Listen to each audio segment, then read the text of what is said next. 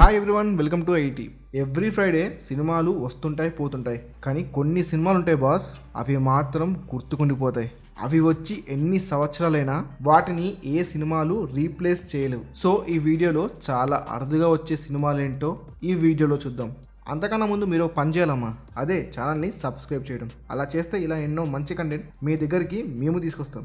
Okay, ఇక మ్యాటర్లోకి వెళ్దాం. Number 5, happy days. అసలు శేఖర్ కమల గారు హ్యాపీ డేస్ని ఏ ముహూర్తాన స్టార్ట్ చేశారు, కానీ అసలు తెలుగు ఇండస్ట్రీ ఇలాంటి సినిమానే చూడలేదు. అప్పటి వరకు ఇలాంటి సినిమాలు కూడా ఉంటాయని ఈ సినిమా వచ్చాకే తెలిసింది. ఎవ్రీ స్టూడెంట్కి ఈ సినిమా చాలా స్పెషల్, వాళ్ళ హార్ట్లో ఉంటుంది ఈ సినిమా. ఇంకా దీనికన్నా చెప్పలేం ఈ సినిమా గురించి. ఇలాంటి సినిమాలు మాత్రం చాలా రేర్గా వస్తుంటాయి. హ్యాపీ డేస్ రిలీజ్ అయ్యి ఇన్ని సంవత్సరాలు అవుతున్నా స్టిల్ ఇంకా ఏదైనా కాలేజ్ బ్యాక్డ్రాప్లో సినిమా వచ్చినా చాలామంది హ్యాపీ డేస్తోనే కంపేర్ చేస్తారు. ఇంతవరకు కాలేజ్ బ్యాక్డ్రాప్లో వచ్చిన ఏ సినిమా కూడా ఈ సినిమాని బీట్ చేయలేదు. ఫ్యూచర్లో చేస్తుందని గ్యారంటీ కూడా లేదు. నెంబర్ 4, మహానటి. ఒక ఫీమేల్ యాక్ట్రెస్ని లీడ్గా పెట్టి ఒక టైర్ 2 యాక్టర్ మార్కెట్ కలెక్షన్స్ని కలెక్ట్ చేసిన సినిమా ఏదైనా ఉంది అంటే అది మహానటి.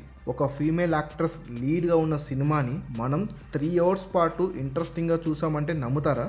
ఎస్, నమ్మాల్సిందే. ఆల్మోస్ట్ 3 అవర్స్ ఉన్న ఈ సినిమాని మనం థియేటర్లో ఇంట్రెస్టింగ్గా చూసాం. తెలుగు ఇండస్ట్రీలో ఎన్ని సినిమాలు ఉన్నా కానీ లేడీ ఓరియంటెడ్ సినిమాల గురించి ప్రస్తావన వస్తే ఫస్ట్ మహానటి గురించే మాట్లాడుకోవాలి. ఇలాంటి సినిమా అయితే మళ్ళీ రాదు, ఎప్పుడో ఒకసారి అంతే. Number 3, care of Kancharapalem. ఈ సినిమా కొత్త టైప్ సినిమా అయితే ఏం కాదు.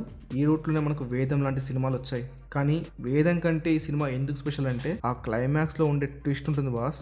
అప్పటి వరకు మనం చూస్తుంది వేరు లైఫ్ స్టోరీస్ ఏమో అనుకుంటాం, కానీ అదంతా ఒక్కరిదే అని తెలిసిన తర్వాత నాకైతే మైండ్ బ్లాక్ అయింది. ఇలాంటి సినిమాలు ఎంతో ఇన్స్పైర్ చేస్తాయి, లైఫ్ మీద పాజిటివ్ ఒపీనియన్ని క్రియేట్ చేస్తాయి. వెంకటేష్ మహా ఈ సినిమాని అయితే నెక్స్ట్ లెవెల్లో తీశాడు. మళ్ళీ ఇలాంటి కాన్సెప్ట్ సినిమాలు అయితే ఇప్పట్లో చూడలేము. నెంబర్ 2, అర్జున్ రెడ్డి. ఈ సినిమా బోల్డ్గా ఉండొచ్చు. ఈ సినిమా స్క్రీన్ ప్లే అండ్ ఈ స్క్రీన్ ప్లేని సందీప్ రెడ్డి వంగ నడిపించిన తీరు చూస్తే మీరు వావ్ అనాల్సిందే. అప్పటి వరకు తెలుగు సినిమా ఇండస్ట్రీకి కొన్ని బార్డర్స్ ఉన్నాయి. ఈ సినిమా ఆ బార్డర్స్ని దాటి ఎక్కడికో వెళ్ళింది. ఏంటి, సినిమాని ఇలా కూడా తీస్తారా అని మనం షాక్ అయ్యేలా తీశాడు ఈ సినిమాని. అర్జున్ రెడ్డి వరల్డ్లో మనల్ని స్ట్రక్ అయ్యేలా తీశాడు సందీప్ రెడ్డి వంగ. ఓవరాల్గా ఒక మంచి స్టోరీని చాలా బాగా తీసి నెక్స్ట్ లెవెల్లో దాన్ని ప్రజెంట్ చేశాడు. ఈ టైప్ సినిమాని అయితే అప్పుడెప్పుడో చూశాను, మళ్ళీ ఇంతవరకు చూడలేదు. మళ్ళీ ఎప్పుడు వస్తుందో ఇలాంటి సినిమా. Number 1, Jersey.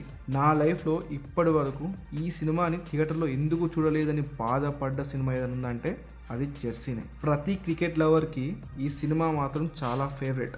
క్రికెట్కి దూరమైన ప్రతి క్రికెట్ లవర్కి ఈ సినిమా వాళ్ళ గుండెలో ఉండిపోతుంది. ఒక ఫెయిల్యూర్ క్రికెటర్గా నాని తప్ప ఈ రోల్ని ఎవరు అంత బాగా చేయలేనట్టు చేశాడు. ఇంతవరకు తెలుగులో స్పోర్ట్స్ బేస్డ్ ఫిలిమ్స్లో జెర్సీ ఫస్ట్ ప్లేస్లో ఉంటుంది. మళ్ళీ ఎప్పుడు చూస్తామో ఇలాంటి ఫిలింని? ఇప్పట్లో కష్టమే.